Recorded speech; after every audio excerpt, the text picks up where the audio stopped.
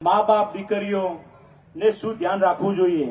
તો આજે દરેક સમાજની અંદર એક પીડા થઈ રહી છે. કોઈ પણ સમાજ હોય, કોઈ પણ જ્ઞાતિ સમાજ હોય, તો અત્યારે મોટામાં મોટી ઉધઈની જેમ વિકરાળ સ્વરૂપ રહેલી હોય તો એની એક જ સમસ્યા, છોકરીઓ ભાગીને જે પ્રેમ લગ્ન કરે ને એની.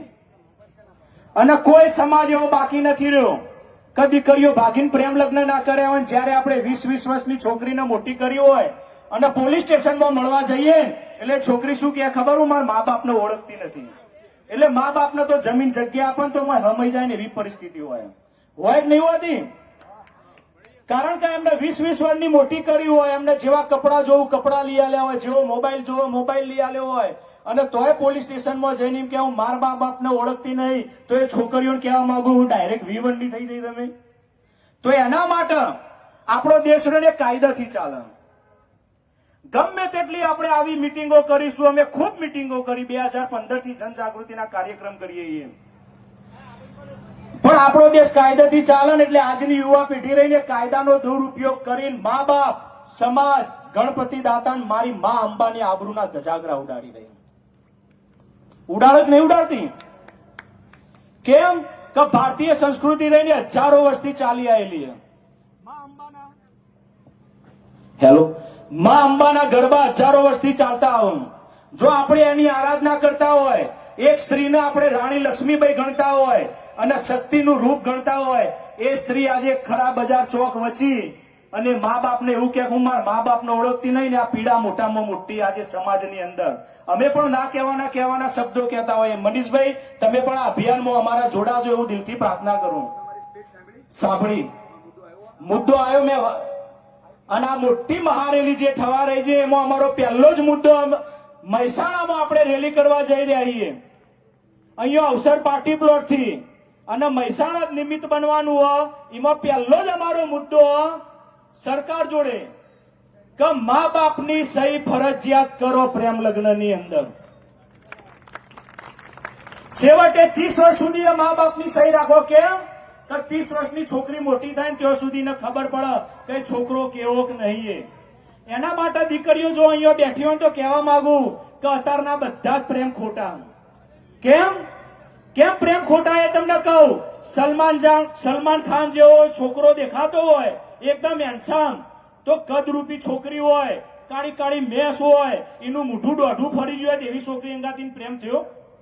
સાચું કહેજો ભાઈઓ, પ્રેમ થયો ને? અને કોઈ ઐશ્વર્યા રાય જેવી છોકરી દેખાતી હોય અને પેલો છોકરો હાવ કદરૂપો હોય ને ઓકલો હોય ને આઘો પાસો હોય ને મોઠા માખું ટોલ હોય તેવા છોકરા અંગાથી પ્રેમ થયો? આ પ્રેમ એ દેખા દેખી ના. એટલે આ દીકરીઓને કહેવા માંગુ કે આવા ખોટા પ્રેમમાં પડશો નહીં. સાચો પ્રેમ તો તમારા મા બાપે કર્યો. કેમ કે જયારે તમે તમારા મા બાપના હૃદયમાં હતા, અંદર ઉદરમાં, ત્યારે તમે કેવા જન્મવાના હતા ને એ દુનિયાને ખબર નથી, મા બાપને ખબર નથી કે તમે ઓધડા જન્મશો, અપંગ જન્મશો કે કદરૂપા જન્મશો. તોય તમારા મા બાપે 9 મહિના તમારા પેટમાં સિંચન કર્યું અને જમીન ઉપર અવતરણ કરાયું. એટલે તમારી મા સિવાય તમારે કોઈને પ્રેમ નહીં કર્યો. બીજા બધા તો નકલી પ્રેમ, તમારું રૂપ જોઈ પ્રેમ થઈ. પણ આ કાયદો બદલવાની જે જરૂરિયાત ઉભી થઈ એના વિશે ફરીથી મિટિંગ રાખશો દીકરીઓ જોડે તો મેં દીકરીઓ રોઈ જાય ને એવું પણ અમે વક્તવ્ય કહીએ. દીકરીઓ કયો આગળ કેવી રીતના છેતરાતી હોય તો અમે હજારો છોકરીઓને મળેલા એ આવી છે ભાગી જઈને તો એક ના છેતરે એનું પણ અમે કહેતા હોઈએ. પણ આજે સમય ખૂબ ઓછો છે તો હું ખાલી મુદ્દાની વાત કરું. બીજો મુદ્દો અમારો એવો કે અત્યારે પેલા ભાઈબંધી હાચવવા માટે 20-21 ના ને 21-21 ના સાક્ષીઓમાં સહીઓ કરી આવું, નકલી સાક્ષીઓ બની સહીઓ કરી આવે. એટલે સરકાર જોડે અમારી બીજી માંગણી કે 40 વર્ષ સુધી તો મા બાપની 40 વર્ષથી વધુના સાક્ષીઓ રાખો. કેમ કે 40 વર્ષની ઉંમરનો કોઈ પણ પુરુષ હોય ને તો એના ઘરે દીકરી હોય, એના ઘેર મોઠા હરખી બેન હોય, તો હું આ છોકરો કોકને ભગાડીને લઈ ગયો તેનામાં સહી કરું કે ના કરું? એના માટે અમારી એ માંગણી. ત્રીજો મુદ્દો અમારો એવો કે ભારતીય સંસ્કૃતિ પ્રમાણે કોઈ પણ ધર્મ હોય એનો આપણે લગ્ન કરાવીએ ને તો એની વિદાય ઘર આગળથી હોય કે નહીં હોતી? તો જો તમે કાયદામાં ફેરફાર કરો 30 વર્ષ પછી કોઈ છોકરી જીદે ચડે કે મારે તો આ છોકરા જોડે લગ્ન કરવો, તો અમારી ત્રીજી માંગણી કે ભારતીય સંસ્કૃતિ પ્રમાણે કાયદો બનાવો. કેવો? કે કોઈ પણ છોકરીનો લગ્ન કરવો હોય ને પ્રેમ લગ્ન તો છોકરીના મા બાપનું જો આધાર કાર્ડ હોય કે છોકરીનું જો આધાર કાર્ડ હોય ને એ જ કોર્ટમાં પ્રેમ લગ્ન થવો જોઈએ. અત્યારે એવું થયું ખબર મેહોણાની છોડી કચ્છમાં જઈને લગ્ન કરી આવે, કચ્છવાળી અમદાવાદમાં જાય ને અમદાવાદ વાળી કાઠિયાવાડમાં જાય એટલે મા બાપને ખબર પડતી નથી. એટલે કશી ખબર ના પડે.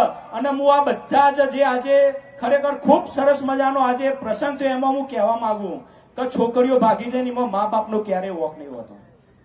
આ કળિયુગનો વાયરો.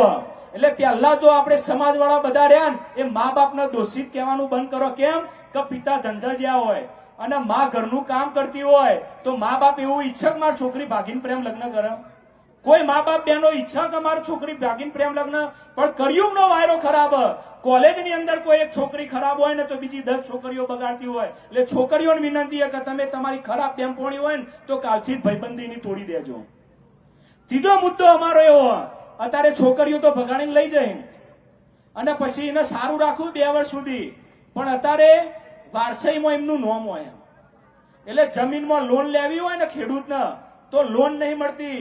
દસ્તાવેજમાં એમનું નામ હોય ને જમીન કે બંગલો વેચવો હોય ને તો એમની સહી કર્યા વગર આપણે વેચતા નહીં. એટલે આ જે અસામાજિક તત્વો લઈને ભાગી ગયા હોય ને એ જમીનમાં ભાગ માગે. હવે પરા જેવું ગોમ હોય 10 કરોડનો વીઘો હોય તો 5 કરોડ તો એ લઈ જઈએ. તો 20 વર્ષની છોકરી આપણે મોટી કરી રોતા રોએ હાલવાની, આપણું કશું જ નહીં. તો ખરેખર જે ભારતીય સંસ્કૃતિ મા બાપનું કોઈ નહીં.